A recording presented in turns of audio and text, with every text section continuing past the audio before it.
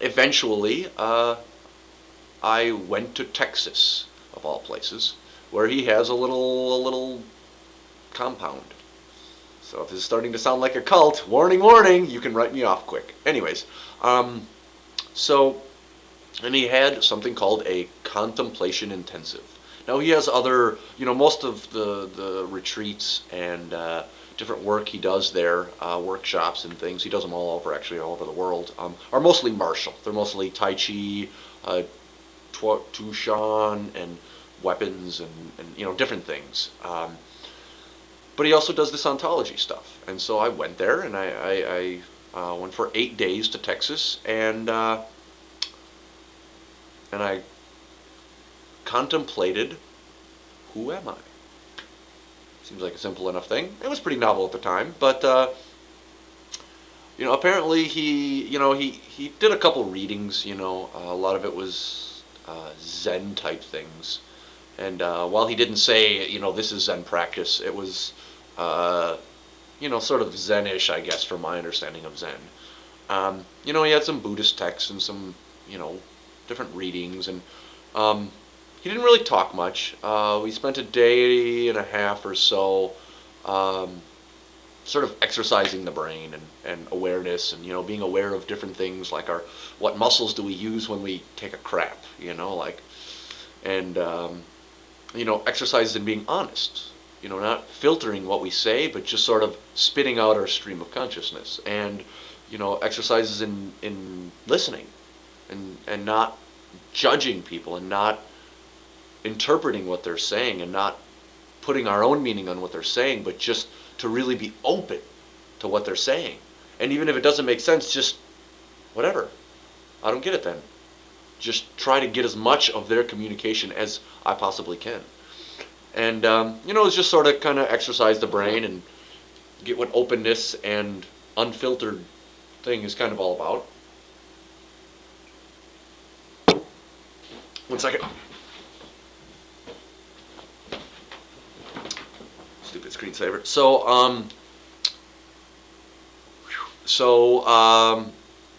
whatever.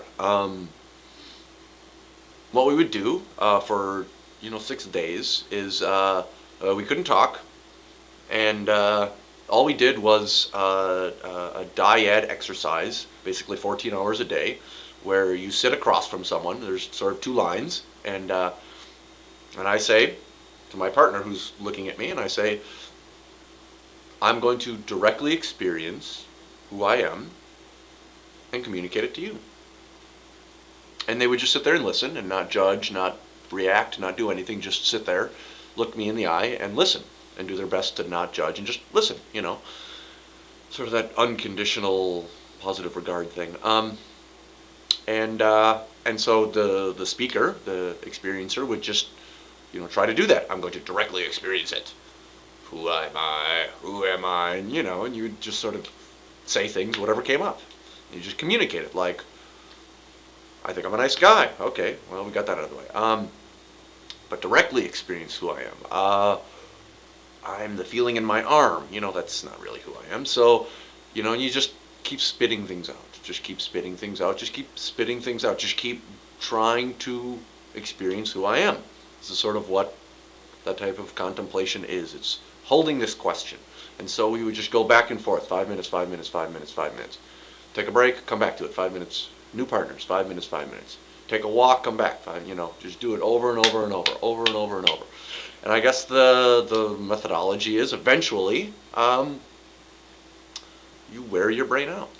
I mean, your brain, your intellectual, rational abilities are designed for explaining things, for understanding things, for making the connections, putting them into use. That's what it's all about. And that's what your brain does. So when you say, who am I? And I'm going to directly experience it, your brain just throws things at you. And you just have to be like, that wasn't a direct experience. That was intellectual, intellectual, sensory, intellectual, and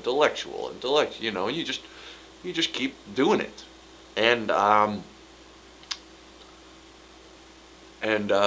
for purely egotistical reasons, there was a guy sitting across from me, and I heard him go on to the next question, which is, what am I?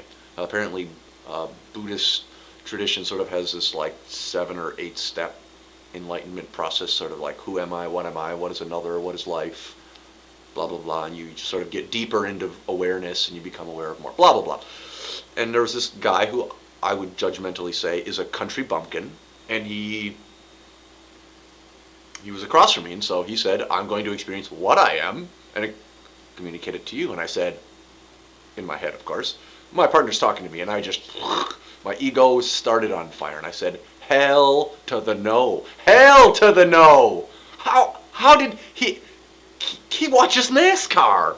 I am a smart guy. He watches NASCAR. No, hell to the no. So, because that's part of my own personality. I have to be better than everybody, smarter than everybody, and blah, blah, blah. So then it was my turn after 5 minutes. And I mean, I've been just on fire this whole time. And so I was just like, I'm going to directly experience who I am and communicate it to you. And my intent was different. I didn't try to do it, which I had done for 6 days or 7 days or whatever, but it was just like doing it. I mean, there's like a distinct difference. Like when I quit smoking, I didn't try to quit smoking, I just quit smoking. So I just did it. And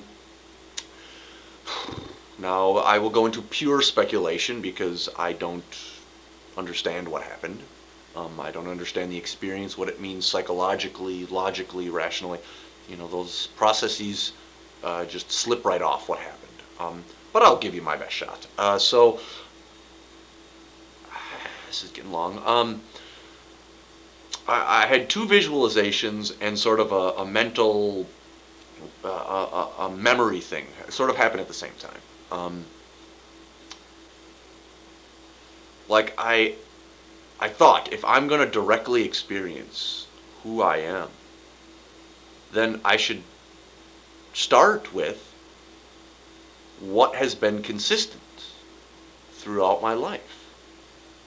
I mean, because if sort of my personality is not who I am, if like I like the Green Bay Packers and soccer is fun and I like to drink beer, if that's not who I am, if those are just traits, those are just behaviors, patterns, then who I am is that consistent perspective, that consistent, whatever has been consistent in my life. That's who I am. And so it's like it's like I went back through my life, and not through the experiences of my life.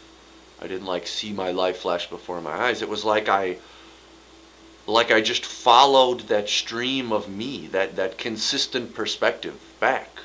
And through the years, and it was like, me, keep going back, me, and just like keeping my eye on the ball.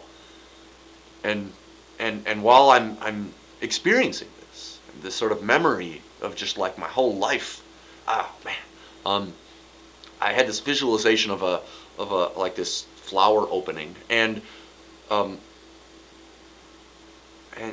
this sort of like huge crowd of people, and they were all crowded around this, like, and all looking and directed, and all at the center, whatever was in the center, and I couldn't see what was in the center. It was just this big giant crowd of people, and I'm sort of pushing through the people, and it was like, sort of in my peripheral, I recognized people. It was sort of like people I had known, and people I had loved, and people I had, my families and my friends, and experiences I'd had. It was just sort of like, like, oh yeah, but I'm going to the middle, and at some point,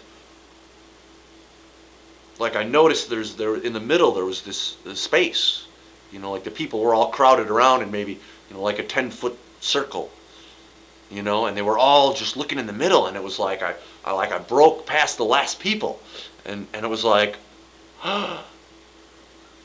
and it was at that moment that sort of my memory of who I had been through the years, just like, I don't know how to describe this, but it was like